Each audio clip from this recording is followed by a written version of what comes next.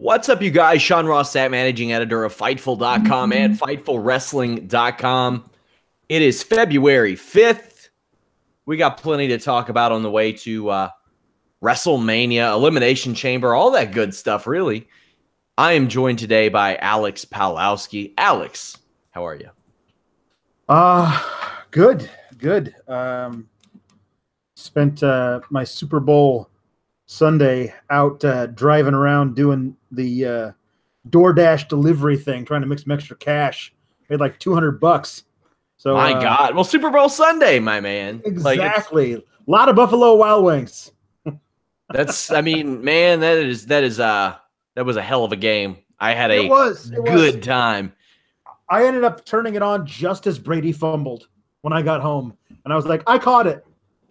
Well, the middle of my Super Bowl, as if the Super Bowl couldn't get any weirder, the middle of my Super Bowl featured a 50-minute interview with Raven. Because I've been trying to nail this guy down for months. I was going to have him on Listing You Boy last year. Then it didn't work out. He's like, get back to me in a couple months. And I was like, all right. I wanted to get him for the NWA feature because the man was an NWA world champion. Yeah. Couldn't make it work. He said, okay, get at me at the beginning of January. I did. He said, hey, you'll have to get back at me at the end of January. Right. Well, here we are, February 5th, and it happened. I was supposed to interview him at like 2. Ended up being like 6, then 6:45. And later he's like, to be honest, I wasn't that excited to do it. Thought you were going to suck. But then I heard the interview and I was like, man, this guy's really good. So that's always good to hear. That's good. So like that interview will air on this week's Listing You Boy. I have a new segment coming up that he'll be featured in as well. Like lots of cool stuff coming out of that interview. But we got plenty of wrestling to talk about. A lot of good wrestling on tonight's show. But we also had some wrestling news this week.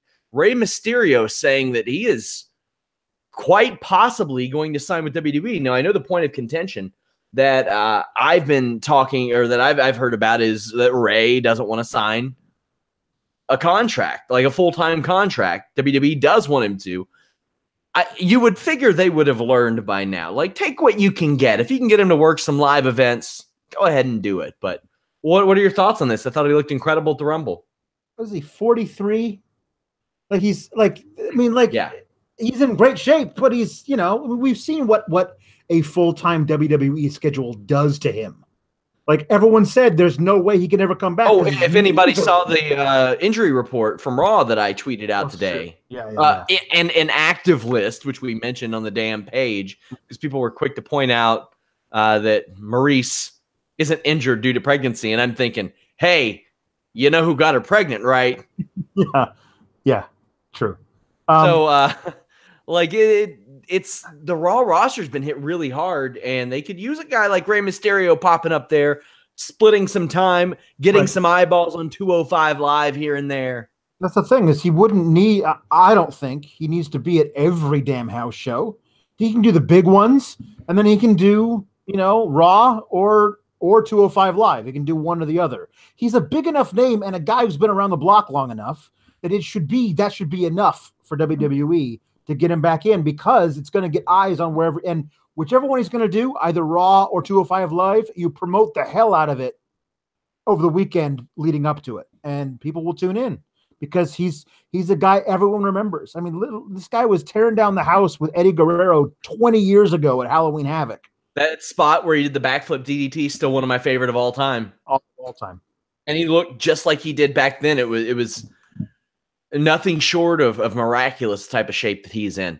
Last week, spoiler ahead, guys. Like, I've got people that were saying, like, wish I would have found out on NXT instead of on the internet. Well, Triple H tweeted it. NXT tweeted it. Yeah. Ricochet debuted. Candice LeRae debuted on a house show. Yeah. But I think even just as interestingly as Candice LeRae, she worked opposite Zelina, who had not wrestled a match since she was brought in as Zelina.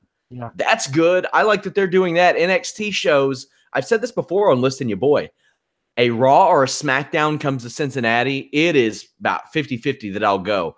If an NXT house show comes, I'm going. I'm going to be there. and it's for stuff like that. Yeah. Yeah, a buddy of mine a couple of years ago, we wanted to go to the NXT house show when I came to Milwaukee. And we were like sitting waiting to like, oh, the tickets go on sale at 10 a.m.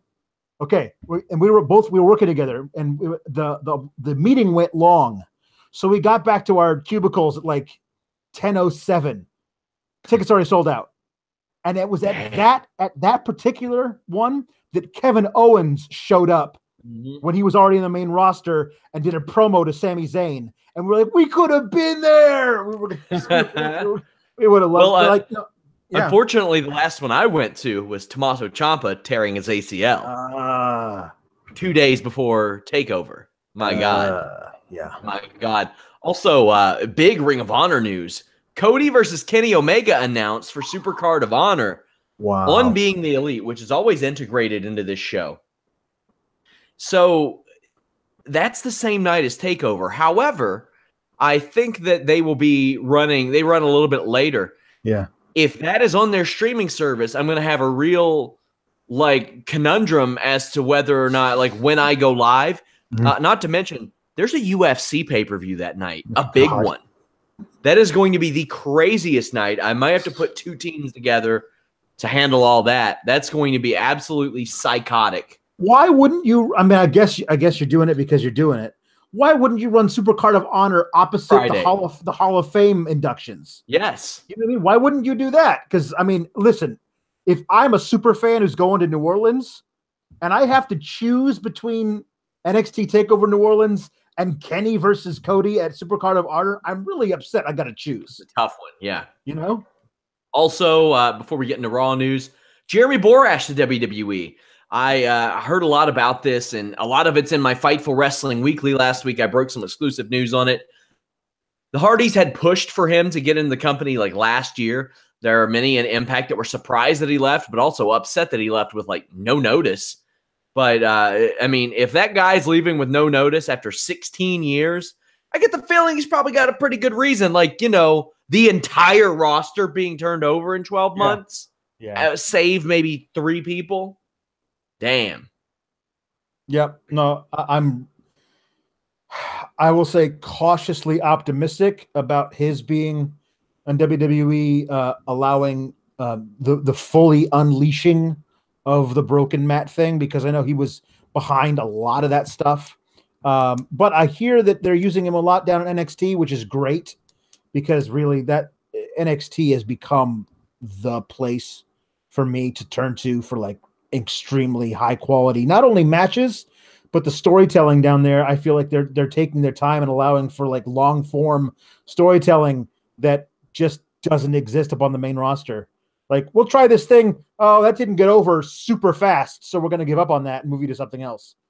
I like that NXT allows for some real decent long form storytelling down there. So WWE Raw tonight, man, this was heavy on the wrestling, and I liked it. And I thought in it being heavy on the wrestling, it told a lot of stories too. And a lot of the matches meant something. We started off right out of the gate.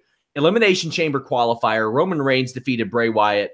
My match ratings and show notes, I don't do full match reviews. I save those for this show, but I post my match ratings and podcast notes the morning after all these shows. We get a couple of lame backstage promos to kick this one off. You know what it is. We're bringing it back. Roman, you think you're cool, man, but you're not cool. Yeah. I'm always gonna root for that poor guy to be used right. Why at this point? Why? Listen, because I know there's something there. And I can't. I mean, I remember the amazing stuff that he did. It was late time in NXT, and then when he got called up to the main roster, I thought this guy was a breath of fresh air. You could tell a story with this guy, and I'm just holding my breath, allowing for it to be something. There are flashes in this particular promo that go I know you're the performer that can pull off the really good stuff, but they're not letting you. I think he needs a cast, though. I think he needs a Harper and a Rowan, because To me, I don't know if you watched American Horror Story. Was it Roanoke or something? Like when they were in a reality show? Yeah. He's the old lady in the woods. He's not the big two brooding bastards in the woods. Right. Like, he might not even really be. It's like when you get to a final boss, and final boss isn't nearly as hard. Right. Like, Shang Tsung wasn't as tough to beat as Goro was. Sure. Like Rowan and Harper, it's like, man, those are the bastards you really got to get through. Yeah. Because he has them under his control type of thing. Yeah, I tweeted this out. Like, I always think back to that wonderful, magical night where they teamed up Braun and Roman for a tag team against, I don't know, it was Del Rio and Sheamus when they were both in the League of Nations. And at the end of the match, Braun is his sister Abigail on Del Rio. And then as he's covering Del Rio, Roman is running across the ring to do a spear, which he does by leaping over Bray's body as Bray raises a finger gun to point him, like he shot Roman out of his finger gun at Sheamus. And it was the lead up to that match on that episode of Raw was really interesting. Like the way Bray was talking to Roman, like they were starting something really different for both of them. Yeah. And then immediately after that, they fly to Italy for the European tour, and Bray screws up his ankle, and they never speak of it again. And I need somebody to tell me what the plan was, because I want to know what because that was the start of something huge for both of them, and it's gone, and they never talked about it again. And I know that there's something that they could do that's not this that he could be great with, and they're just not letting him do it. Well, this match is pretty good. I'll bring this again. I don't get the people who say that dives aren't believable, but a 3-time former World Wrestling Champion with a chin lock that you can see daylight through can't get out of that shit in 60 solid seconds. Can't sit out of it. No hooks in. Reigns hits. I always think it's impressive when Reigns hits like power bombs and stuff on Bray Wyatt. He got a ton of air on a Uranagi that Wyatt threw too. My God, we're talking like Shane Helms taking a choke slam from Undertaker air. You're like, he slung his body up so high. It was great. I like that Reigns used the WrestleMania sign like he was the Undertaker drawing power from the urn. Apparently it worked because he kicked out of a Sister Abigail right after it. Yep. So I guess it worked. Spear gets the win for Reigns. Matt Hardy attacks Wyatt after the bell. What'd you think of this one? That was a great match. These guys work really well together. The fact that, like, in the promo, Bray called him his nemesis, which is basically the closest thing to true for him. And these guys, I think, will work together over and over again as long. They're both young. They could easily be doing this for another 10 years together, back and forth, every now and then pop up together, and they always work really well together. 30, man. Yeah. Yeah. So you have a wonderful spot where I was like, holy crap. Like they could easily, they could be doing a giant swerve where they wind up. I didn't know about the 4 losers get another shot at the chamber thing they announced later. Yeah. But that spot with a spear countered by a boot to the face directly into a Sister Abigail, not the pause, kiss you on the forehead, wait 10 seconds, Sister Abigail, but the quick one, the one that looks so vicious. And I was like, oh my God, I got my hopes up for a second that they're really going to swerve us. And they did. Well, the funny thing is, like, I'll give you a little preview of the Raven. I'm working on a new series where I examine the anatomy of a finisher. And I talked to Raven about the even flow DDT and how sudden it was. He was like, yeah, a lot of people would pause, but everybody knew when somebody paused, that meant it was getting reversed. I think that's where we are with Bray Wyatt. We know almost every time he does that, unless he does it really quickly, it's going to get reversed. So I love the suddenness of it. And Matt Hardy attacking Wyatt after the bell. This is to get to Wyatt and Matt Hardy at Elimination Chamber. They got to fill out that card somehow. Yeah, it was what I love about the match entirely is Bray's reactions during it of like, hot damn, you really can't kill this MFer, can you? Like just like I don't know what else I'm gonna do. Like that was one of the sickest Sister Abigails he ever delivered. That's a 2 count. That's nothing. As much as I hate the chin lock spot, his facial expressions during it are also very good. Like he just stares off psychotically into space. Like I think it works for him. So to me, I felt actually because I have a soft spot in my heart for him. I felt bad for Bray And then basically Matt Hardy showing up to kick him when he's down. I felt like, oh, come on, Matt, just laugh at him from up in the screen like you did to you last week. But yeah, I thought this was good. Roman, obviously, we always knew was going to the chamber. So I'm glad to see Bray get a second chance next week when he'll lose to Finn Balor. What do you think of these phone promos? Like, I'm mixed on them because the content itself is real bad. Like, it's not that great. Yeah. But what we don't have to sit through is somebody awkwardly walking in or out of frame. Yeah. Yeah. We don't have to deal with it. It's less shitty than the alternative was, and that's saying something when WWE can construct a promo with a lot of the guys that they have that are good promos and a woman like Renee Young, who is so amazing at her job, and they find a way to make it awkward and weird and bad and stupid, and that the better option is a knockoff that was Mojo Rawley's idea. That should tell you enough. Mojo Rawley's idea. Promote Mojo to head of creative. You know what? With the promos that he cuts, he's one of the better actors on this entire roster. He's really, really good. And he danced with Flo Rida this weekend. That's true. I hate the phone promos, but not quite as much as I hate the overly scripted interview. Talk about how you feel about, then I'll stare off into space. So, like, I don't want to have to choose between the lesser of two evils. Can't one of them be good? Is there not a good option available? And I guess the answer is no, there isn't. So, you got Charlie Caruso and you got Renee Young, and you still, I mean, like I said, it's less bad than the other stuff that I've seen. So whatever. But they are horrific. Yeah, I don't like them. It's just like, man. Whew. My favorite one tonight was John Cena, obviously not having a very long hallway to do his in.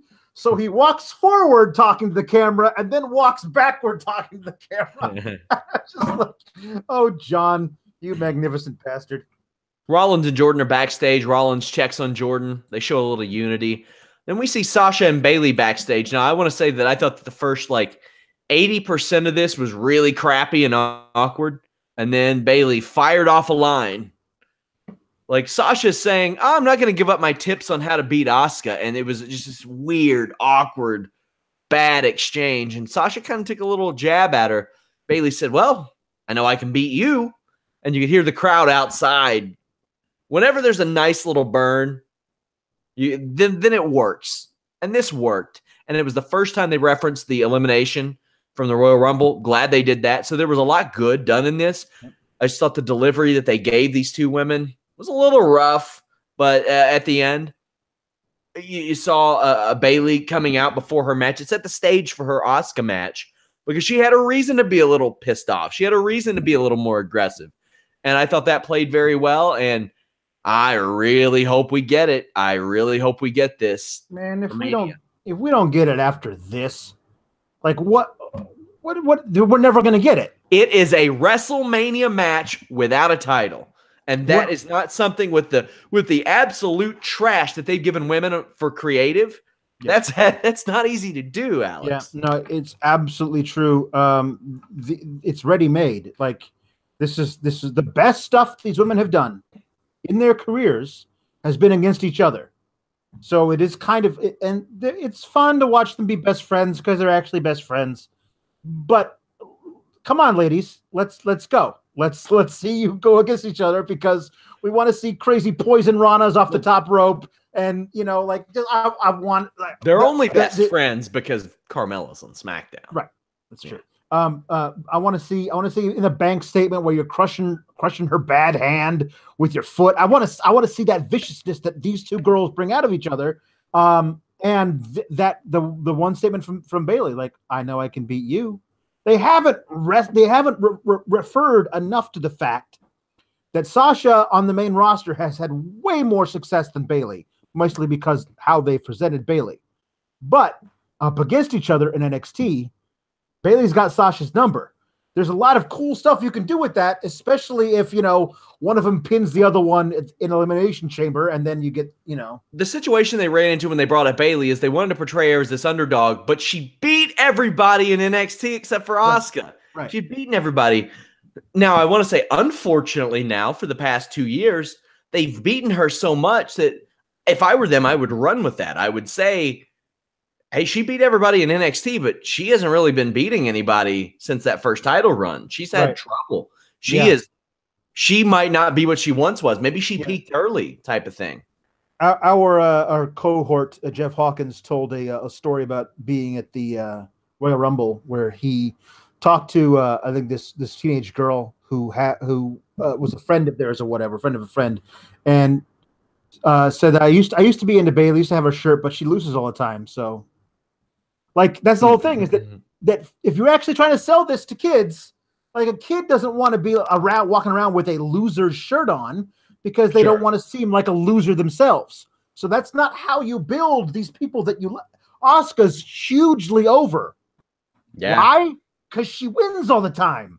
It's hard to do the whole Daniel Bryan, like, fighting from underneath thing. Like, you got to make it really work in order to sell it. And they're not making the Bayley thing work. So tonight was the first time we actually got to see her be real Bayley in a long, long time. You mentioned Jeff Hawkins. Guys, over at FightfulPods.com, we released the Elimination Chamber 2003 match alternate commentary. It's the Fightful alternate commentary series. We have Royal Rumble 1995 match and Royal Rumble 2005 match in there as well. That is on Player FM, YouTube, iTunes, Stitcher, Spotify, all that good stuff. Go give it a listen. And yes, by now I do realize that the reason Triple H was wearing his spandex capris was an injury that he sustained. I took the opposite approach. I wanted to go, Michael Rappaport always puts over that he is the only podcast that does no fact checking. And I went over, like, with my study for Royal Rumble 05. So I was like, you know what? I'll go into these fresh eyes. We'll just riff. And had a lot of people bring that one up, but I had a lot of fun doing that. We have Elimination Chamber 2006 with the ECW December to Dismember coming up in a few weeks. Oh boy. Oh boy. And, you know, funny that myself and Anna are going to film a couple. We're filming Hardcore Battle Royal in 2000, Raven, Kane, and Big Show in 2001. And who did I speak to this weekend? That's right. I finally nailed him down for a project I was doing. And he told the story of running the golf cart into the side of the wall and said he almost cut the power to the entire building. Oh my God. Yes, it's a great story. Can't wait till you all hear that. That's on the list in your boy this Wednesday, so check that out. Also, guys, like, thumbs up, share, subscribe. Gotta do all those. Share the link if you all don't mind. We had the Balor Club versus the Revival. The Revival come out. They have bad dialogue. Yeah. But change this from a singles match to a tag team match. I do like that in storyline, they even know where their strengths are. Mm-hmm. And yes. Finn Balor and Carl Anderson teamed up. There wasn't a lot to this match. Even like it was 8 minutes long and about 4.5 of it was a commercial. Carl Anderson really got a chance to shine in this match. My God, like, he had a great knee, a flying neck breaker, a spine buster, and then that dive he did outside. It almost killed one of the Revival, but it was pretty. Finn Balor wins with the coup de grace in about 8 minutes. You know, I don't have much of a problem with the Revival losing to a former Universal Champion, but right. You know. Which is the weird thing about it is that I kind of figured that when they did the whole we are tag team specialists, we wrestle tag team matches. So Finn, get one of your little bald buddies and let's do this. I thought you said bald buddies. No, I said bald. There's like, a bald. God, man, it's 2018. Cut it out. I thought they were going to find a way to isolate Finn on the outside, chop block Anderson, and get the win because that's what they do. They wrestle tag team matches. And if you have this thing of we're tag team specialists, then you should specialize in winning tag team matches because Finn isn't a tag team specialist. He's a singles wrestler. So I thought that was the story they were going to tell. But as you're right, I have no problem with Scott Dawson, you know, catching a coup de grace. Like, he would lose to that. He's a tag team wrestler, not a guy who challenges Finn one-on-one. So, you know, okay, fine. But I think the better storyline here, if you present them as tag team specialists, is to have them win their tag team match. Yeah, but you would have them win every match they ever did. I would have no. That's not true. Like against other great tag teams, they should lose occasionally, but they should also look great while I doing. think you would have them beat the NWO at their largest, all 18 members at once. No. I also wouldn't write them into that situation though. You would have them win a 2-on-5 handicap match against Roman Reigns and 4 of his clones. No, I do think they could stand up against any other 2 tag team specialists on the planet and have a great match, even if they lost, as opposed to being squashed in 2 minutes by anybody. That good. Well, this was 8 minutes. Right, I know, but I'm talking about 2 weeks ago, whenever it was. Yeah. Well, that was time cuts. They didn't want that to happen. I know, but still. Cedric Alexander and Mustafa Ali defeated Drew Gulak and Tony Nese. Drake Maverick is on commentary. They refer to him as formerly Rockstar Spud. Gulak clotheslines a crotch Cedric Alexander, and he does not get out of Alexander's way. And as a result, Alexander lands on his shoulder. Fortunately, he was okay. I hate to touch on this again, but you bring a guy on the color commentary so you can interrupt him 3 times in 20 seconds by saying, "Oh!" Mm-hmm. That is not only rude, it's bad broadcasting, and it's stupid. Yeah. And you could tell that maybe Drake Maverick was not prepared for such. Right. Yeah. He's like, we didn't used to do that. I mean, Josh Matthews started to do that towards the end when he thought that maybe Impact wasn't going to exist anymore and he would need to show that he would fit in WWE, but yeah. Hey. Alexander hits a crazy tope con hilo. Babyfaces win. This is fine. Yeah, I mean, it's a fine little match. I love the way Drew Gulak corpses all the way through, taking every lumbar check that he does. He always winds up taking the pin with like just this horrible grimace on his face, like he's actually needs a spinal surgeon. This is fine, and I think it's cool that you're doing, 205 Live is the main place you're going to go and see all these tournament matches. But as we get further into the tournament, like you could really get people to say, "Oh crap! If this Roderick Strong versus Hideo Itami match is this good on Raw, I should tune into 205 Live every week." Like this is fine to have Drake Maverick sell it here, but you can actually sell your thing a lot better with this. With pick one of your great matches and put it on Raw. A barn burner. Pick a barn burner. Yeah. Maybe a 2 commercial segment, just absolute killer of a match. Maybe in one of the guys' hometowns even. Yeah. To add it a little bit. Backstage, or not backstage, Angle comes out, stumbles a little bit. He, as Kyler pointed out on our Twitter, at Fightful Online, go follow us. Angle does not look comfortable doing this pre-done crap, and he doesn't need it. No. But he announces Sasha Banks, Mandy Rose, Sonya Deville, Mickie James, and Bayley as Alexa Bliss's Elimination Chamber opponents. Nia Jax will face Asuka at the show and get added to the title match at Mania if she wins. I thought that booking, Asuka's going to win, but if you're trying to fill out a card with no IC title match, which I don't get, neither do I. No WWE Universal Championship match, sure, add that. If I were them, I'd throw on a UK title match just to do it, just to do it. Why not? Is somebody going to not watch the show because there's going to be a good in-ring match on there? You should pick one of your barn burners from the Cruiserweight tournament and put that on there too. Yeah, as opposed to the standard. Sounds so simple, Alex. 6-man on the pre-show. So only they had these guys under contract and could tell them when to work. Weird. Alexa Bliss comes out. I thought this was really good. She accused Kurt Angle of being sexist and really did not have a leg to stand on because Brock just defended his title.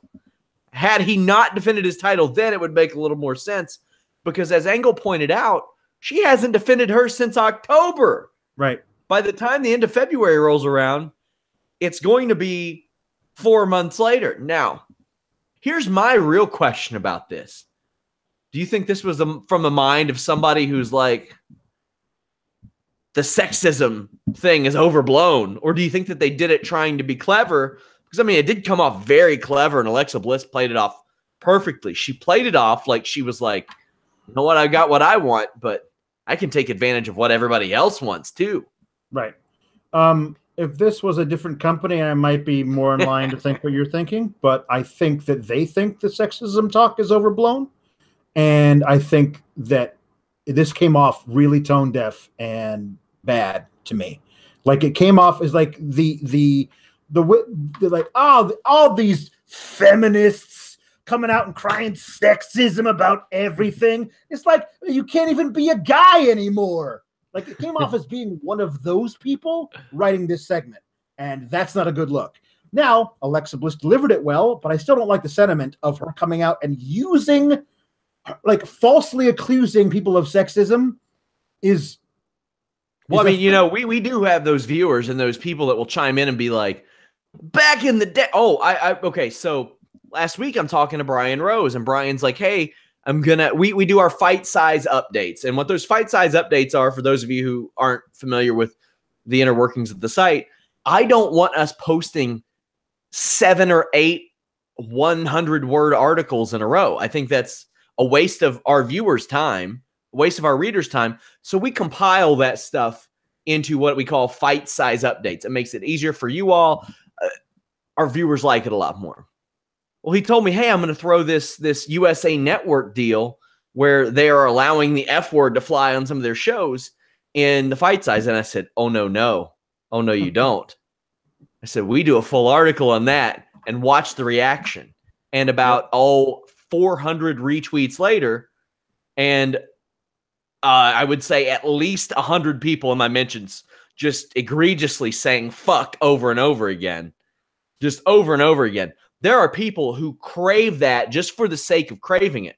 Like, you know, and I think that this segment was in fair taste, but there are those people that are like, I missed back in the day when a woman would get naked and bark like a dog. Yep. That was ratings. We needed that. Yeah, because people didn't have access to porn.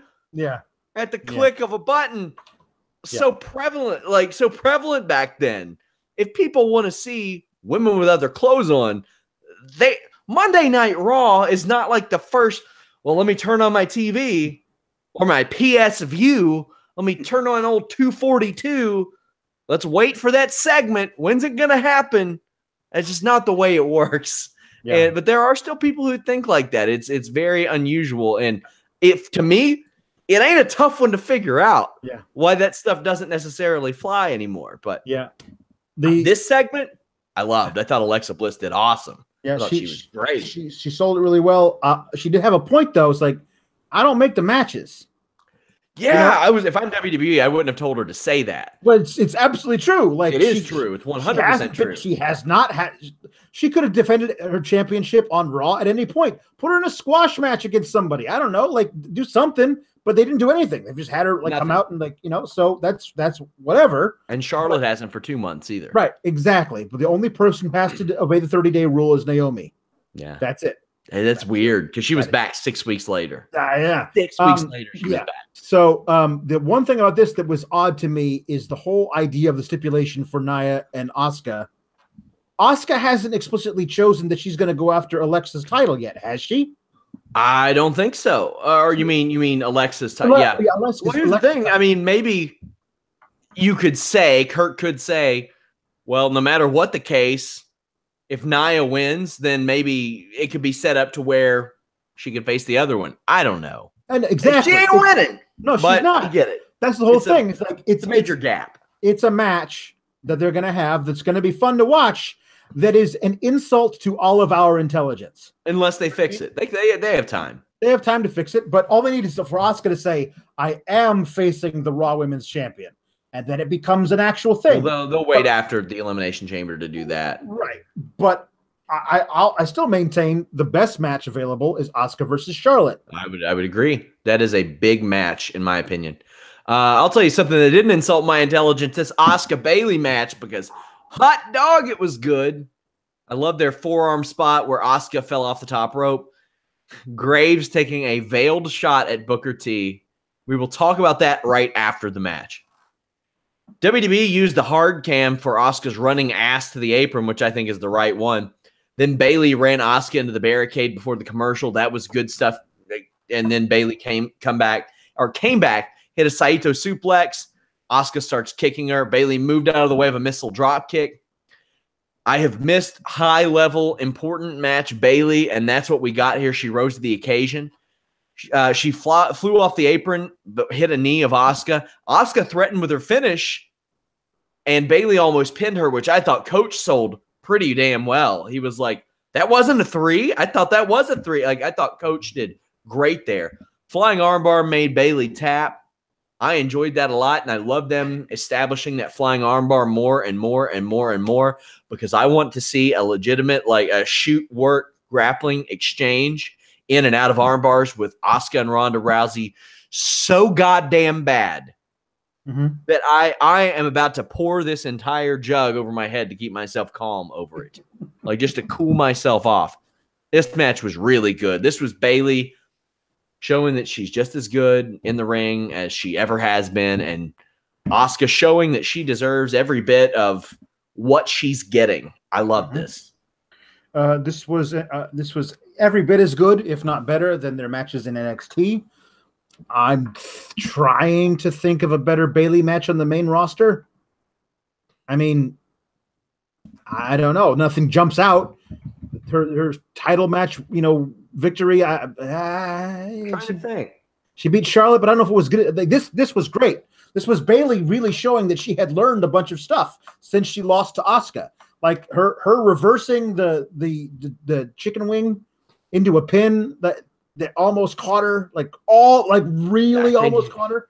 Man, I think this is her best match since Brooklyn against Asuka. Yeah, I really do. Yeah, this is so. These two work really well together. There's so much you can do with Bayley. There really, really is. Like, and there's not doing it. But tonight began something. Please tell me it began that this feud with Sasha we've all been craving for months and years. I'm looking forward to seeing where they go with this. Asuka offering the handshake was a big thing. Somebody tweeted this, and I retweeted it. That Asuka it appears as though Asuka sees Bayley as like this little sister that she wants to improve her game and I want you to be better than me one day, like that kind of a thing. But she sees Sasha as a threat because she knows Sasha's motives aren't as pure as Bayley's, and Sasha will take her out if she has the chance. So she doesn't have the same level of respect for her.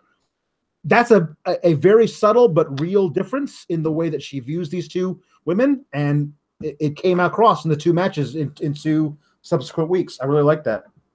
Corey Graves took a shot at Booker T. He said, "Watch out, Coach, or pretty soon you're going to be doing afternoon radio locally." This comes days after Booker T on his podcast. You can't ever tell if the man's working or shooting.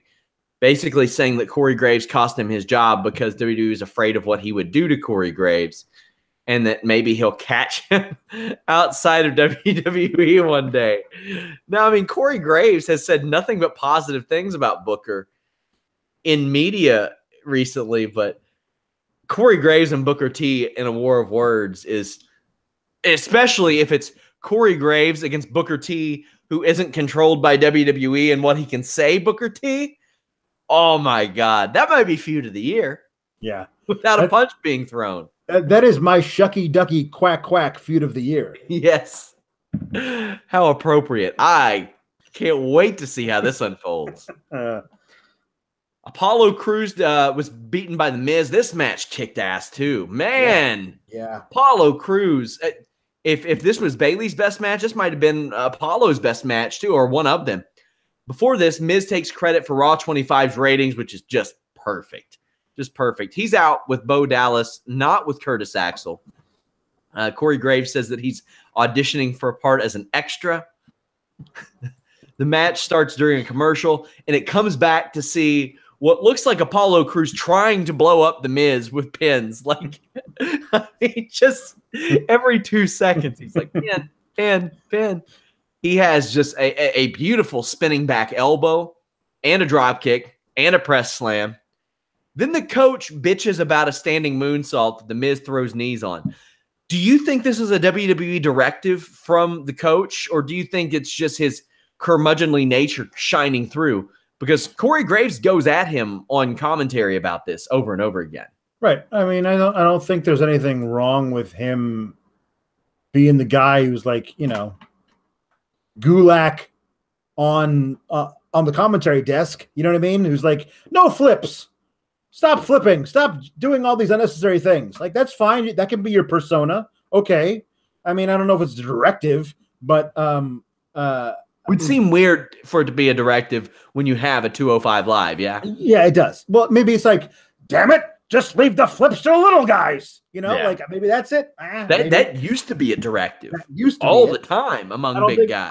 I don't think it is anymore. No, not anymore. But if so, I don't know why the hell they signed War Machine. No, whatever. Listen, this was fine. I'm just happy he's not Byron Saxton or David Otunga. You know? Yeah. Well, David Otunga especially. I think that Byron's gotten a little bit better, but hey guys, if you know my rating scale, I still got him at a 4. 3.75 or a 4. He got better from a 2. So there we go. And, Byron on SmackDown just makes me insane. Oh with his sucking up to Shane McMahon, who is the worst boss in the history of wrestling. On the contrary, man, I thought Percy Watson knocked it out of the ballpark. He was so good. He really on both the pay-per-view and the taping right afterwards. And I'm sitting there thinking about it, and I'm like, man, if you're trying to sandwich a word in between Mauro freaking Ranallo, who I love, and Nigel McGuinness, who I also love, what more could anybody add? Right. I mean, I've done a lot of commentary work in my life, and I'm sitting there thinking about that, and I'm like, oh, shit, what? I couldn't do it. I couldn't squeeze anything in there. What am I gonna say? What am I gonna call that Mauro's not gonna call? And what kind of insight am I going to provide that Nigel's not going to provide? They don't need a third person, and I thought that Percy did really good. Maybe they just have him on commentary so he can tell everybody what's in that cup the Street Profits bring out to the ring. So this match, Apollo catches Miz's corner clothesline and overhead suplexes him, then hits 2 standing star presses for a 2. Miz kicks Apollo's knee, then crotches him. Skull-crushing finale for the pin. This is an Elimination Chamber qualifier match. Good stuff from these two. Apollo, man, he ain't dead yet. Nope. And they've had him doing some stuff lately. He has beaten the tag champions twice, been in a tag title match, been in an Elimination Chamber qualifying match, and will next week also be on one. He's had 6.5, 7 weeks of them just doing something with him. And the thing is, Alex, if you looked at him and you looked at The Miz, you would never think underdog. But the way that he has been booked on TV, I buy him as an underdog. Right. And he's also more of a condemnation of WWE's booking than a compliment. But yeah. Right. He's also in the Mixed Match Challenge. I don't know what week he's in there, but he and Nia are going up against somebody from SmackDown, so that could be fun. Those matches have been a lot of fun. Everybody gets a chance to shine in them. So I'm sure he'll be fine there.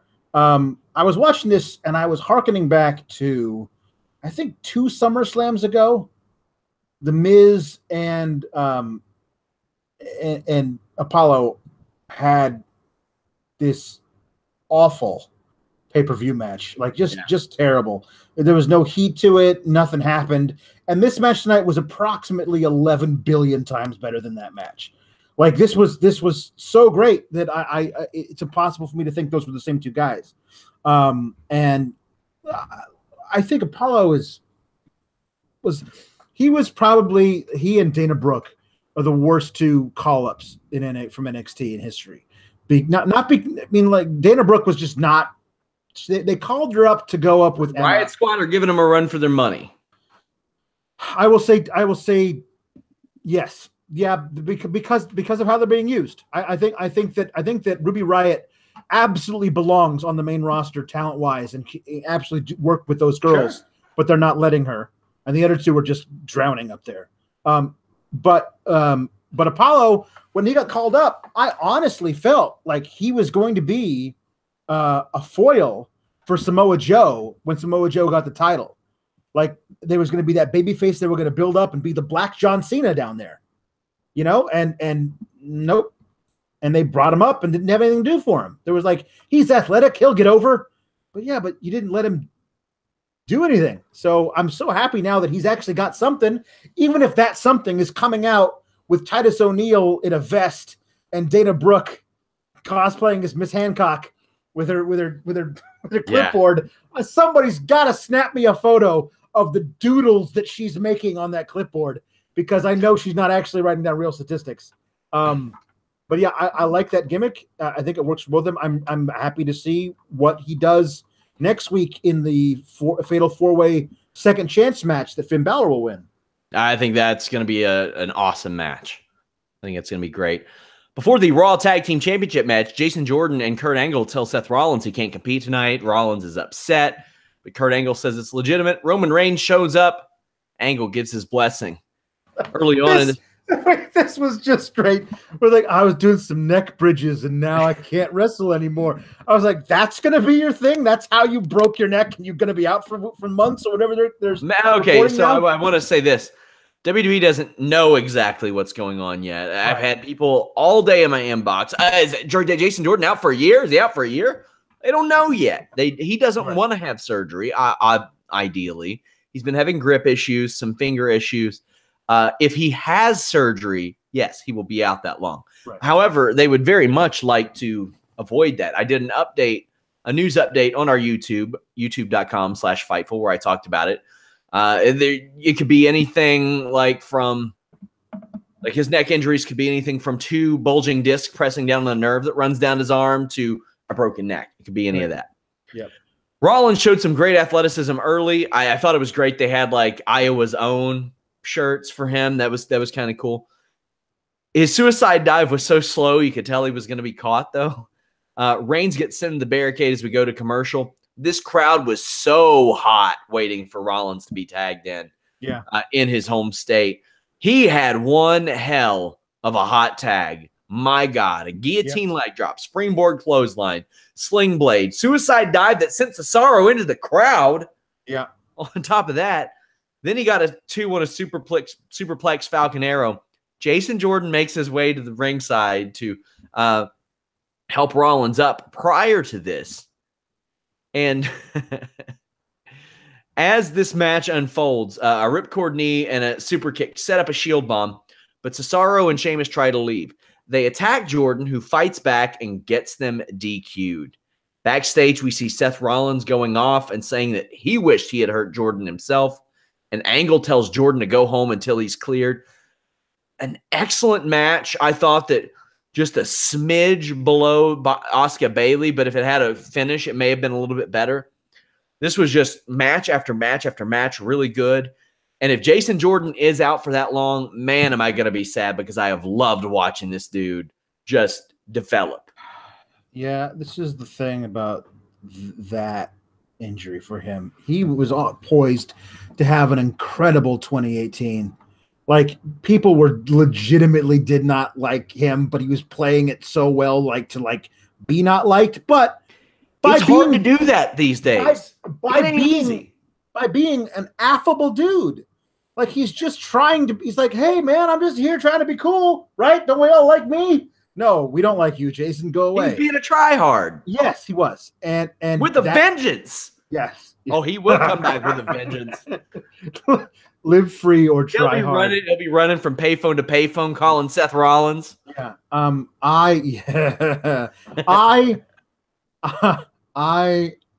I really hope that if he's out for an extended period of time, that they don't forget about him, because it's hard to like reboot this character.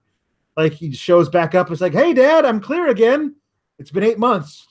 We're on to new stuff. That being said, I would love it if Kurt hit him with a, who are you? Yeah, I know. Oh my God. It's true. It's true. I'll say this about the match. It was really nice of Roman to put over Bray by selling all the damage he got in that. No. Like, that was one of those things. I was like, it's Roman, so you can't expect anything less, because big dog. He was getting beaten up within like a minute and a half of this match. No, but just the idea that shows up and like, hey, I'll work a second match tonight. Is only Roman is that guy who just, maybe Cena. but nobody else is Roman like. Reigns. I just feel like It's so sad. there. This contempt you hold for this man. It's not him. It's not him. It's the way he's presented, dude. Like I actually like him.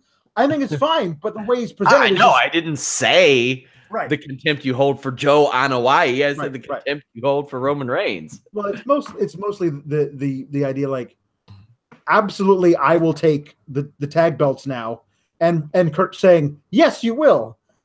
I mean, if you start saying like "fuck Joe Anoa'i and his tea parties with his kid," then that's an issue. But hey, it's true. Yeah, I know it's true. Like I'm sure in the YouTube comments there'll be a lot all about what a Roman Reigns hater I am and all this stuff. Oh, it happens all the time. All the time. I see them. Nia Jax defeated a jobber. She's going to get a steady diet of these. She sold like crap for this one, but I mean, she doesn't really need to. Right. She did a great press slam. Oh, that was great. Awesome press slam and a great leg drop too. And whoever who was jobbing to her sold the crap out of that. She was so scared being up there, like That was so good. I loved it. It was fantastic. Really, really good stuff. So she says she'll beat Asuka. Whatever. Mickie James defeated Sonya Deville. I thought Absolution kind of took away Sonya's shine in her entrance. It was a little weird, but whatever. 6 women's segments, 3 matches. Yeah. Good stuff. Glad to see you got a roster this big. Go ahead and do it. Mickie James had jeans customized into flappy attire. Yeah, she did. I just imagine her to be able to float like, you know how Princess Peach did in Super Mario Brothers 2, that weird Super Mario Brothers? Yeah. I just imagine her to be able to just glide to the ring. Yeah, she jumps out of a plane without a parachute. Yeah, this is great. I love that there are so many different women's segments and storylines going into the Elimination Chamber, as there should be. Yeah. And then somebody tweeted that tomorrow night all the women on SmackDown will be in the same segment. Probably. Yeah. I mean, that's what SmackDown does. They try to keep everybody involved at the expense of stifling the division. Yeah. Gotta keep Tamina in at least a semi-main program. Have we heard Paige get on the mic at all since that news about her? I don't think so. Like, it's weird to see her out there, but not be the mouthpiece for her faction. Yeah. Like she obviously can't be involved. Like, even when they were beating down Mickie after the match, she was on the other side of the ring calling out orders, like she wasn't involved at all. Yeah. So it's weird that they're not even allowing her to like be the mouthpiece. Sure. Otherwise, she's just like set dressing. Yeah. Guys, do me a favor. Let us know after this show what your favorite segment of our show was. Hit me up on Twitter. Also, if you don't mind, head over to our Fightful online Twitter. Retweet when our show went live or any posting about the show. Help get the word out about Fightful.com and the Fightful.com podcast. We ran a Super Bowl thread yesterday. We have a ton of cool threads up on the forum right now. I want to thank everybody who took the time to participate in those. It was a fun show last night. Early in this match, Mickie James landed a big strike that I thought they sold well. Sonya sold well. The commentary sold well. Just really, really good stuff all around. Nobody should want to stand up with Sonya, but if they land a shot like that, it should be game-changing, and I thought that was really good. Sonya counters a corner Hurricane Rana with just a slinging powerbomb that I thought looked really good. Then destroyed Mickie with knees. Mickie catches Sonya with a win, or with a pin, gets beaten up. Alexa makes the save. Pretty clear Alexa's trying to make some buddies going into the Elimination Chamber. Any thoughts on this one? They must think that we are as gullible as they think the women are who would trust Alexa Bliss. That sounds like a very sexist comment. Yeah. This is for the 6th Elimination Chamber entrant. Elias defeated Braun Strowman. I really wanted this to be Braun winning, and then as soon as the match starts, he punches his way out of the pod, and it was for nothing. Like, I would have been cool with that. Elias and Cena team up on Strowman, who takes his great bump to the outside. Cena hit Strowman on an AA after Elias cracked Braun with a guitar, and I mean hard. Like, it disintegrated Alex. Strowman power slams Cena, but Elias pushes him outside and gets the pin. This is a huge win for Elias. Yes. He just beat John Cena for any reason with Braun Strowman in the match, and that's something that he can always say in his promos if he needs to. Yeah. If he ever needs to reference something like that, he beat John Cena and Braun Strowman. Yeah, no, it's true. I mean, it's wonderfully done, as he wasn't the one who hit John Cena with the move that caused the pinfall. And of course, he doesn't need to be, because it's one of these matches. That's great. I did think it was really, really funny. Earlier in the match, Braun's chasing Elias around and back into the ring, and John Cena gets him halfway up into an AA, into the fireman's carry. And and Michael Cole goes, John Cena with the power! And immediately after saying that, John Cena falls over with Braun on top of him. And I'm just like, come on, Michael Cole. You got to look down at your seat and see what's happening in that. Oh, well. I mean, no one man should have all that power. That's true. This was fun. I agree with you that whenever Braun's coming in, I don't think he's coming in at 1. He's going to be in a pod. And I think The Miz will taunt him or something from outside of the pod. Like, you can't get me, I'm out here. And then Braun will just break out. Like, otherwise, why are we even doing this? I also think it would be great for him to come in at 1 and just beat the first dude in less than 5 minutes, like in 2 minutes, and then just wait for the next guy to come in and have it be Miz. Like, who just doesn't want to leave his pod. There's a lot of fun stuff you can do with Braun being in this match. I hope it's not wasted. I'm excited for a lot of things. I thought that the way that they revolutionized the chamber last year, they made it safer. And I mean, you remember the diatribe I went on about idiots who were like, it doesn't look tough enough. Eat shit. Get out of here with that. And I don't care. They padded the outside of the cell. It's padded the outside of the line and then panning to the chamber. Because you know it's a work, guys. Like, do you really need these guys getting 6 bulging discs in their back because they worked 10 minutes in the chamber? I want to know how bad it hurts. Yeah. They made that structure so much more better from a viewing standpoint. So I'm very excited to see how that all plays out. I'm excited to see how our SmackDown show turns out tomorrow night, right after SmackDown. Tune into that. Wednesday, the Listen Ya Boy at 3 p.m. Eastern. Raven as my special guest. That is the only show where you will see an eccentric millionaire and the person that he picked to run his wrestling website. Also, tomorrow afternoon, I've got a surprise for Showdown Joe. If you all have watched the Holy Smokes podcast before, you've probably heard me mention something that's going to come back to Showdown Joe tomorrow, 3 p.m. Eastern, Tuesday at 3 p.m. Eastern, previewing UFC 221. We're talking UFC Balaam, that horrible ref stoppage where Mario Yamasaki wanted a woman to die, I think. My God, it was horrifying. I got news updates all the time at Fightful or youtube.com/Fightful. And of course, FightfulWrestling.com, my friends. We're going to have more content than ever moving forward. Congratulations to Pat Fannin. He will be our weekday editor. Also brought on Andrew Thompson as our weekend editor. Alex, as you know, the time can be a little demanding there, so I split it up a little bit. Yeah, I think that I commend you. That is a really good idea. And when we all go on vacation somewhere, you can work. Yeah, that's right. You can do all the work. Yeah, that's true. I did want to say before we left this match too far in a rear view, afterwards, that Braun, because he's the best and the very greatest, doesn't point at the sign.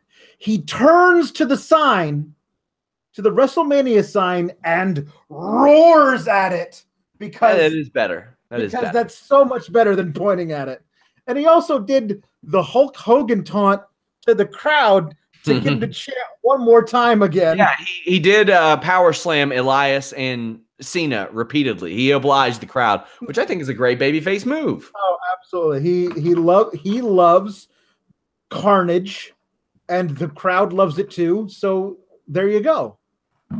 Guys, join me this Saturday as well. Myself and James Lynch coming at you after this garbage fire of a UFC pay-per-view that they're going to try to put on from Australia. But we're going to talk about it, and we're going to have a great breakdown of it. So come and have some fun. I did a post show for UFC Charlotte that I thought was one of my better solo shows as well. So check that out. Fightful.com, my friends. Let people know about it. Do us a solid.